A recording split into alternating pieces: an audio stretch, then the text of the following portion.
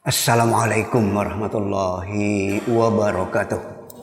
Jamaah salat subuh Masjid Nurul Ilmi rahimakumullah. Saya luruskan yang memang tidak lurus ya. Saya betulkan yang memang tidak betul ya. Jadi ketentuannya begini, yang tidak betul didengar orang banyak, pembetulannya juga harus di orang banyak. Yang betul disampaikan di orang banyak, itu tentu kemaslahatan bagi orang banyak. Apa yang saya maksudkan? Tadi saya lafazkan jamaah salat subuh Masjid Nurul Ilmi rahimakumullah. Kata-kata rahimakumullah maknanya insya Allah sudah hafal, sudah tahu. Semoga Allah merahmati kalian. Semoga Allah merahmati kita semua. Cuma kadang-kadang dari para mereka yang melafalkan, dari para ustadz, dai, pemandu, kadang salah melafalkan. Sesuatu yang salah kita betulkan.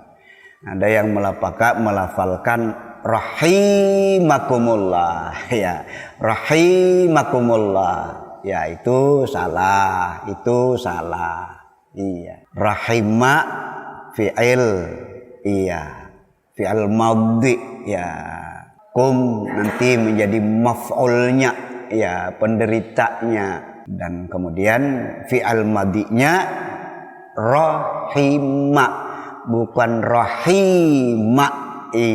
Kalau rahim itu jadi isim fa'il, isim fa'il bentuk sighah mubalaghah, Nah, jadi salah kalau melafazkan rahimakumullah.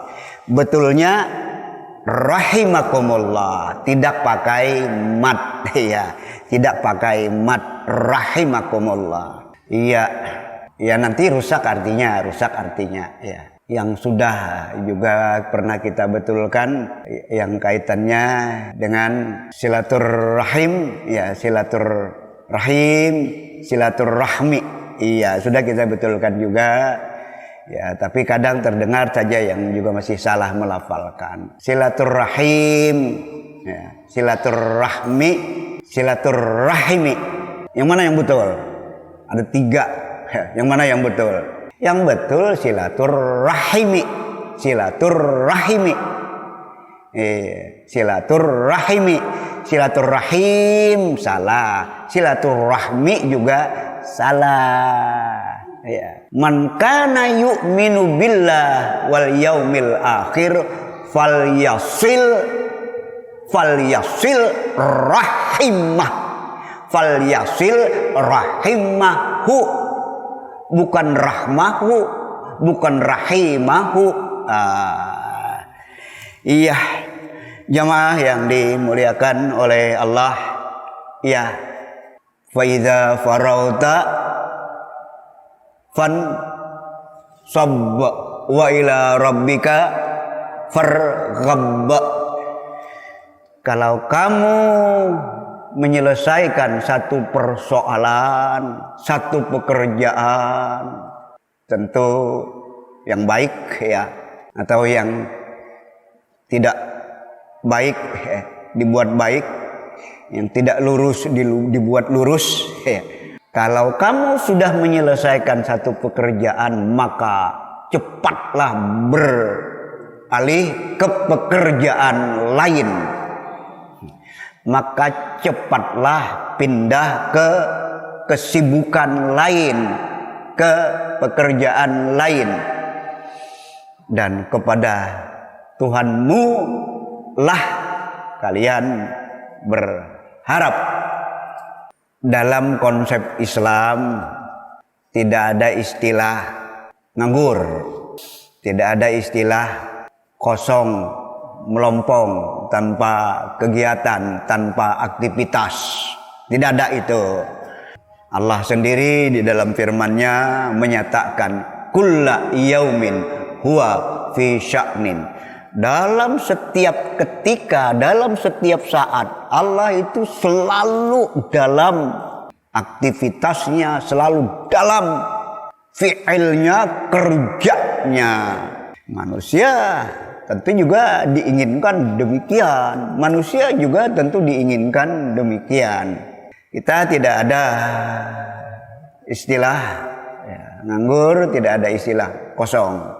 Yang tentu kerja kita, aktivitas kita, kita harapkan ya memang dalam kerangka pengamalan Az-Zariyat ayat 56. Wa ma khalaqtul jinna wal insa illa liya'budun. Sungguh tidak aku ciptakan jin, tidak aku ciptakan manusia melainkan dalam rangka menghamba kepadaku. Sehingga kerja kita, aktivitas kita adalah dalam kerangka penghambaan kita kepada Allah. Apapun yang kita kerjakan, kita inginkan, kita harapkan bernilai penghambaan, bernilai ibadah. Majelis yang dimuliakan oleh Allah, hiruk pikuk atau kurang tepat ya disebut dengan hiruk pikuk ya, mungkin lebih pas ya ke carut marutan ya, di mana-mana yang belakangan yang lebih memprihatinkan kita semuanya, yang lebih ya justru mungkin tepat juga saya katakan membuat kita tergoncang apa yang terjadi di pusat kekuasaan ya.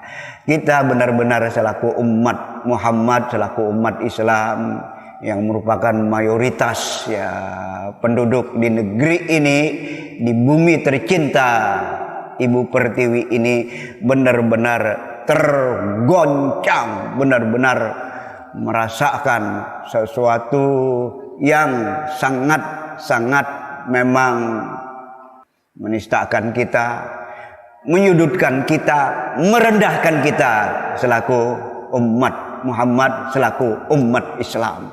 Ada yang berbeda penilaian silahkan, tapi nurani kita berkata demikian.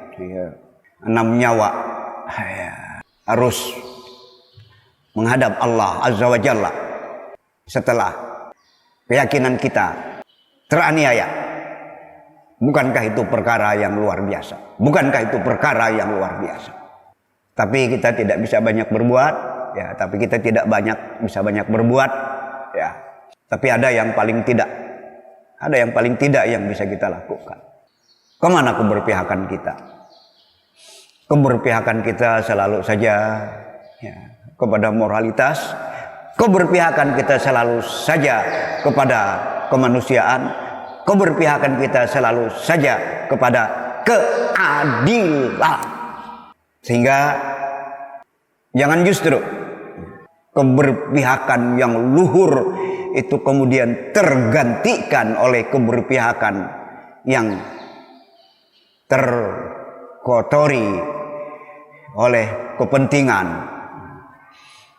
Itu yang tidak boleh terjadi, dan itu yang minimal, yang tentu kemudian ditambah dengan doa, dan Allah Maha mendengar.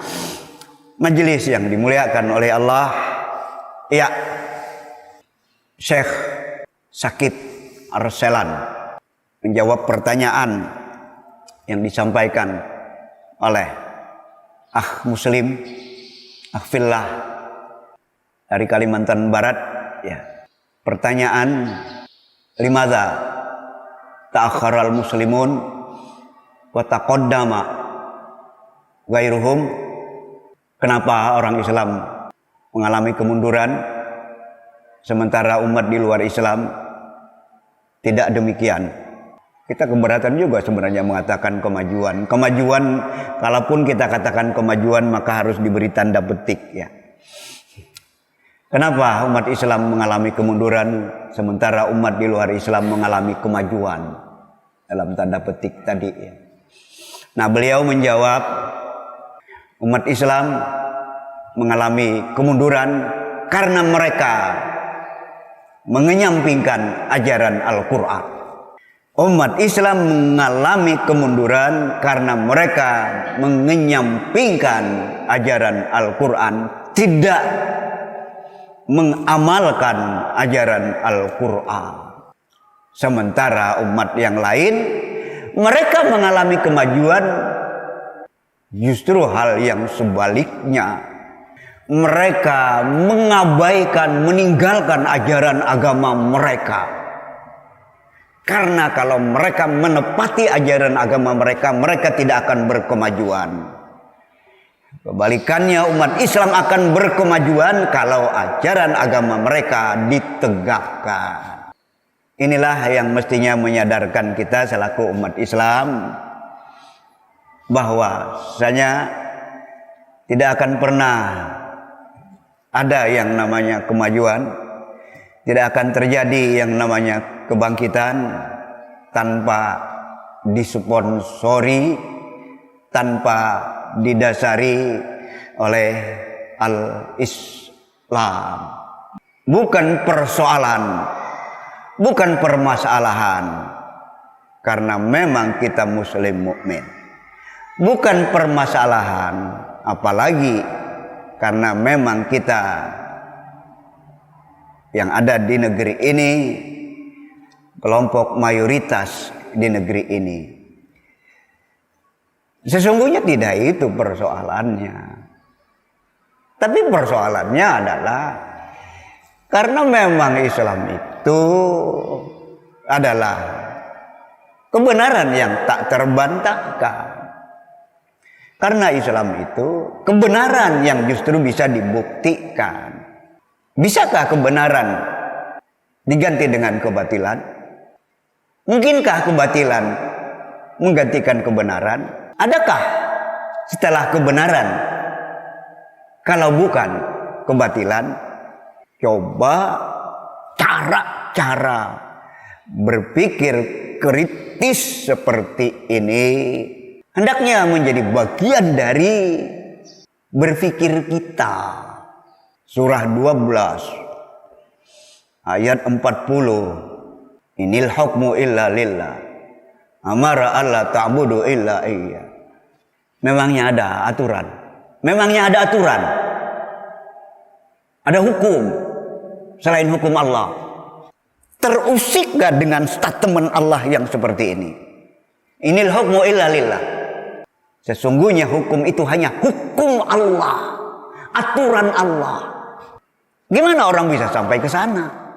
Memang bertitik tolaknya mesti pada keyakinan akan uluhiyah Allah, akan ketuhanan Allah. Pertanyaan dimulai, memangnya Tuhan itu ada? Yang menjawab Tuhan itu tidak ada, ya inilah orang-orang kufar. Begitu orang menjawab atau meyakini Tuhan itu ada, pertanyaan selanjutnya adalah siapa Tuhan itu? Kalau secara fitri, secara fitrah manusia meyakini kalau Tuhan itu ada, ini kan yang sudah pernah kita jelaskan, itu modal utama. Ya, manusia yang terlahir semuanya sebenarnya sudah ada keyakinan kalau Tuhan itu ada. Tapi terjawab tuntaskah siapa Tuhan itu? Nah, manusia tidak boleh berhenti menemukan al-haq, menemukan kebenaran.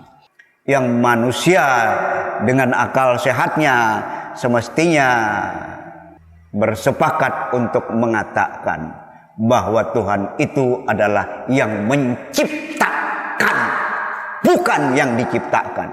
Yang menciptakan seluruh yang ada itulah Tuhan. Begitu yang diciptakan bukan Tuhan. Majelis yang dimuliakan oleh Allah, ya, kemudian ya terpaksa harus mengulangi lagi. Iya, manusia tidak akan pernah bisa menuntaskan masalah ketuhanan hanya dengan kesendiriannya. Hanya dengan kesendirian manusia hanya bisa menyelesaikan masalah ketuhanan kalau memang berkenan diintervensi Tuhan. Bagaimana Tuhan mengintervensi? Disitulah Tuhan mengambil perannya untuk menyelamatkan manusia. Dia utuslah utusannya. Utusannya adalah manusia-manusia yang memang dia istimewakan. manusia-manusia yang memang layak untuk menjadi utusan. Maka terpatrilah dalam sejarah kehidupan manusia sekian banyak para utusannya. Paling tidak 25 rasul yang wajib diimani. Dicek, dipastikan benarkah ini utusan Tuhan. Lagi-lagi monggo silahkan mainkan akal pikiran kita yang memang sehat. Kalau mereka semuanya adalah utusan Rasul, pasti punya misi yang sama, tidak mungkin berbeda. Akal is okay, akal is okay. Oke kan? Kalau mereka utusan Rasul, pasti misinya sama, tidak mungkin berbeda. An-Nahl ayat 30 akhirnya menyatakan, walaqad ba'atsna fi kulli ummatin rasulan an ibudullah wajtanibut taghut. Sama atau berbeda? Ternyata sama kan? Kami telah mengutus para rasul. Rasul-rasul. Setiap umat, setiap generasi. Semuanya misinya sama. Ana abudullah, agar menghamba kepada Allah. Tidak berbeda. Wajtanibut taghut, menjauhi sesembahan selain Allah. Masya Allah. Maka jangan salah ya. Jangan salah ya. Salah seperti apa? Jangan salah meyakini bahwa Allah itu, Tuhan itu ya, menghadirkan agama yang berbeda-beda. Oh tidak.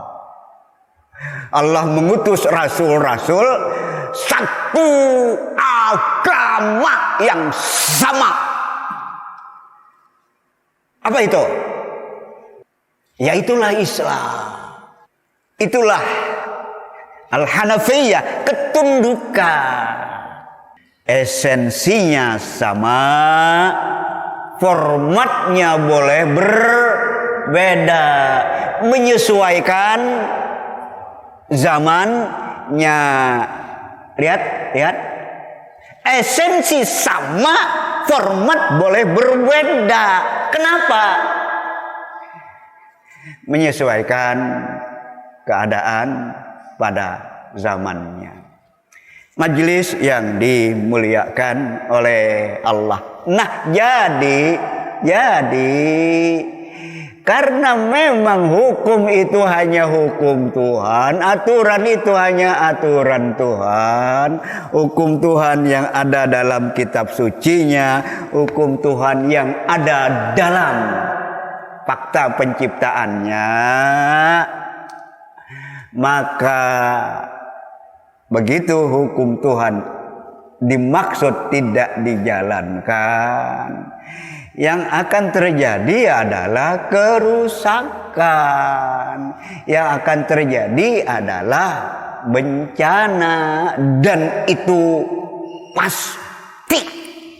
Oleh karena itu, untuk mengusung dan menyongsong perubahan menuju kebaikan, tidak ada jalan lain kecuali al-Islam memang harus ditegakkan. Al-Islam harus ditegakkan. Yang bisa jadi bagi sebagian orang yang menjadi momok yang menakutkan adalah kalau Islam ditegakkan, maka yang lain-lainnya keyakinan yang lain-lainnya, paham yang lain-lainnya, ajaran yang lain-lainnya, justru dihadapkan pada bencana yang akan menimpa mereka. Mereka akan diberangus, mereka akan dizalimi, mereka akan dianiaya. Pastikan itu tidak akan terjadi. Itu tidak akan terjadi. Konsep toleransi yang juga kita harus hati-hati, ya. Begitu toleransi diselewengkan, pasti akan merugikan semua. Begitu toleransi diselewengkan, pasti akan merugikan semua, ya. Toleransi bukan sinkritisme, ya. Toleransi bukan sinkritisme. Toleransi bukan campur aduk keyakinan, bukan. Toleransi bukan membiarkan kesalahan, bukan. Toleransi adalah membiarkan orang dengan keyakinannya masing-masing, tanpa saling menyudutkan, tanpa saling mengganggu satu dengan yang lainnya. Itu sejatinya toleransi. Nah, begitu rumus toleransi seperti ini nanti diajak, ya orang dengan keyakinannya kok diganggu, ya pasti akan balas mengganggu. Orang dengan keyakinannya dihalangi, pasti akan balas menghalangi.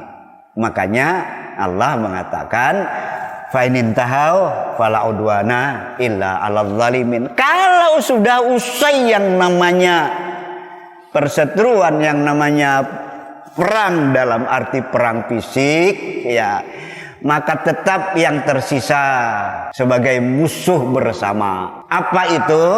Itulah dia kezaliman.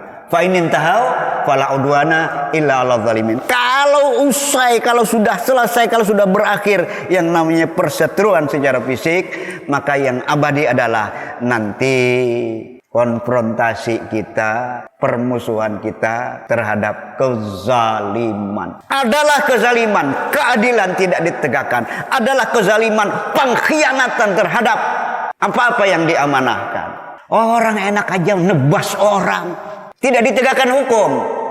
Petaka berarti, bencana berarti. Dan kekacauan itu ya sekali lagi karena tidak tegaknya keadilan, karena kezaliman. Ya, coba rumus-rumus berpikir yang Qur'ani, yang akli ini, ya jangan tidak kita miliki lah. Majelis yang dimuliakan oleh Allah, ya mudah-mudahan ya didorong oleh motivasi yang kuat, semangat yang mendalam untuk melakukan perbaikan dan perbaikan. Berharap kita memang ke depan perbaikan yang kita impikan itu akhirnya akan wujud menjadi kenyataan. Islam membumi, kalau dibumikan dia tidak akan membumi dengan sendirinya. Dan bisa jadi memang sebagaimana yang dikatakan oleh Buya Hamka, sebuah idealisme tidak akan pernah terkubur, tidak akan mati dengan matinya generasi. Satu generasi mungkin bisa baru meletakkan fondasi, batu bata, batu merah. Generasi berikutnya yang melanjutkan apa yang mesti ditegakkan di atas fondasi tersebut, dan seterusnya dan seterusnya. Makanya tugas kita, peran kita tentu kita sesuaikan dengan kondisi kita, dengan keadaan kita. Semua kita bisa berbuat, tidak ada yang tidak bisa berbuat. Nanti generasi yang akan datang meneruskan apa yang sudah kita lakukan. Bertolaklah dari tempat di mana orang sebelum kita berhenti. Langkah mundur, jangan membuat satu lompatan juga sepertinya sesuatu yang memang tidak mungkin diwujudkan. Ya, cara-cara ya kekerasan ingin cepat berhasil, ya sehingga juga melakukan sesuatu yang memang tidak terukur, ya malah juga menjadi bumerang bagi kita. Majelis yang dimuliakan oleh Allah, ini bagian yang pertama yang ingin saya sampaikan. Ya, saya garis bawahi bahwa kenapa umat Islam terkebelakang, terjajah, terkebelakang, teraniaya, terkebelakang, tersudutkan, terkebelakang, ternistakan. Kenapa? Karena umat Islam sendiri mengabaikan ajaran Islam, mengabaikan ajaran Al-Quran. Ingin berjaya, ingin justru terdepan, jadikan Islam sebagai pedoman. Makasih untuk bagian yang pertama.